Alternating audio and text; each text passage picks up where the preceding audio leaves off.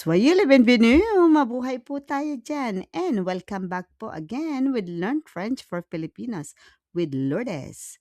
Le verbe être avec les professions. Le verbe être avec les professions. On utilise le verbe être pour dire quelle est la profession de quelqu'un.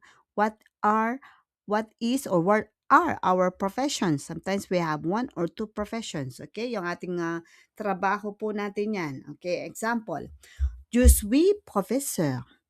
Je suis professeur. Vraiment, je suis professeur. I am a teacher in Philippines and in France. Okay? And examinatrice also. And then, tu es médecin. You are a doctor. Tu es médecin. Wow. Il est policier. Il est policier. Pag masculine po yun, no? Pag femina, elle est policière. Elle est policière. Okay? Pag on, we, so he is a police officer. She is a police officer. And on est policier. We are police officers. Wow. Next, we have nous sommes cuisiniers. Nous sommes cuisiniers. Okay? We are cooks. Okay? They cook delicious food. Okay? Vous êtes avocate. Vous êtes avocate. You are a lawyer. Femina kasi siya, kaya siya avocat. Pag masculine siya, vous êtes avocat.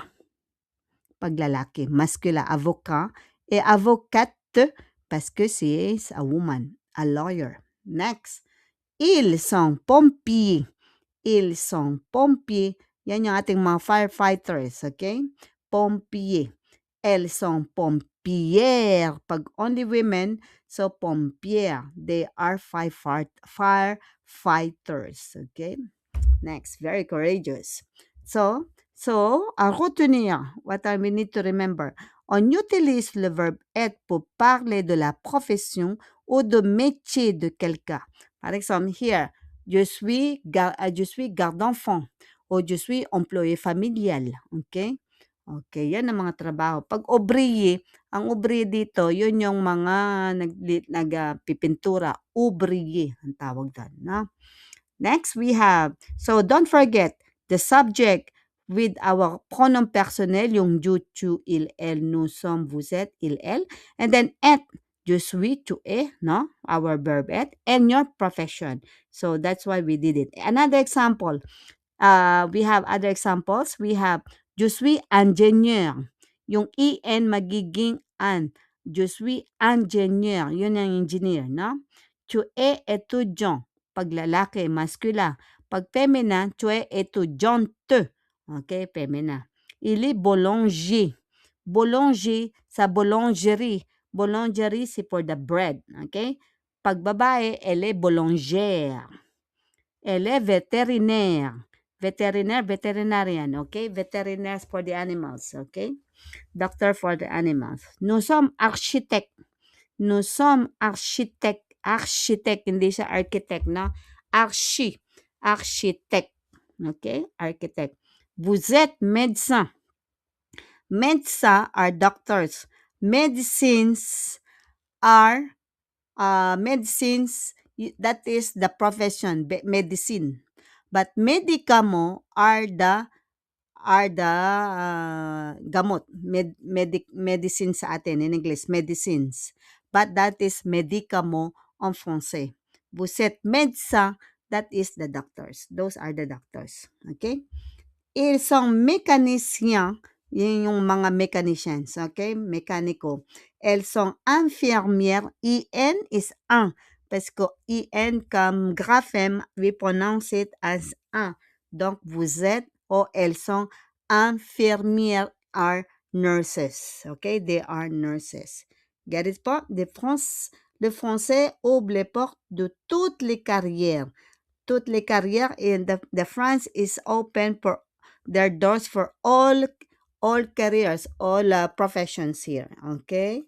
If you have papers and you need to speak French, of course. Okay? And please, I hope it's clear ang ating mga professions. on utilise le verbe être. Je suis je suis professeur, je suis employé familial. Also, je suis garde d'enfant. OK? Gets pas? Merci beaucoup. Le vocabulaire, les professions or vocabulary about professions. OK? And I would like to thank you. Merci pour votre attention. And I hope this presentation has helped you learn new words in French. Keep practicing every day with Learn French with Lourdes. Okay, and merci beaucoup. À bientôt ou au revoir. Apprendre chaque jour. Apprendre is means to learn. Comprendre avec plaisir. You need to understand. Parler en français. You need to speak. You need to love it, aimer et découvrir le monde pour progresser avec confiance. Merci beaucoup et à bientôt tout le monde. And please don't forget to like, subscribe, and comment po for more videos. Merci. Au revoir.